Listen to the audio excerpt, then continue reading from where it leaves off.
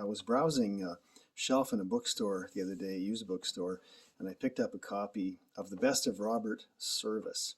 Now, who can read The Cremation of Sam McGee, for example, without being moved by the giftedness of this poet and storyteller? Uh, you can't help but read The Cremation of Sam McGee and look forward to a warm fire after a cold day. Now, it might be easy to assume that those who are so gifted can vault easily onto the world stage with effortless strings of successes. But experience demonstrates otherwise. Olympic athletes, for example, train and they train hard and they train through a great deal of pain very often in order to get a chance at the podium. Also, NHL goaltenders. Henrik Lundqvist, recently inducted into the NHL Hall of Fame, yet he was drafted 7th round, 205th overall in the year 2000. Sometimes we don't recognize others' great gifts right away.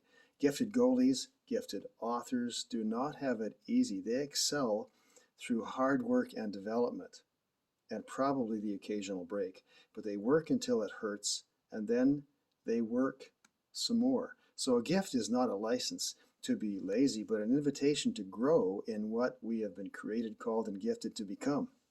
So what capacity do you want to develop in yourself? If you're uncertain about your gifts or your strengths, maybe ask a partner, a friend, a group of colleagues what you're really good at. Get their input.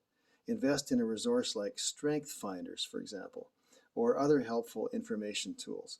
And we come to points where we have to decide where to invest our energy. We might ask ourselves, do I want to be okay at a lot of things, or will I become extremely effective in one or two or maybe three areas?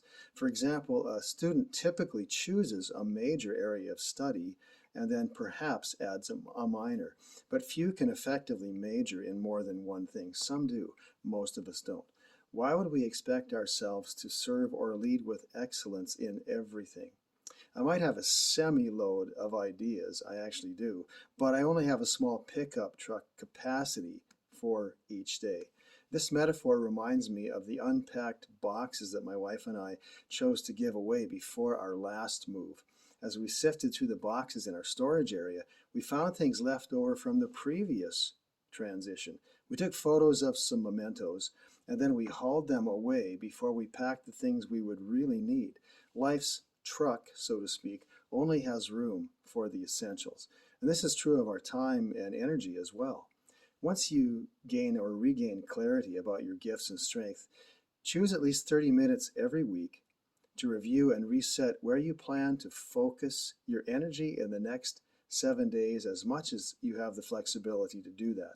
And if you decide to include this practice as a consistent personal discipline, you'll likely find it empowers you to let go of some of the ideas you feel you should explore while you engage in the things that exercise the strengths God has woven into your life.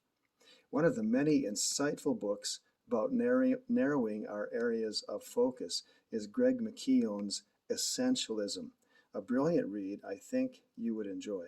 Our gifts are not a free pass, but an invitation to grow.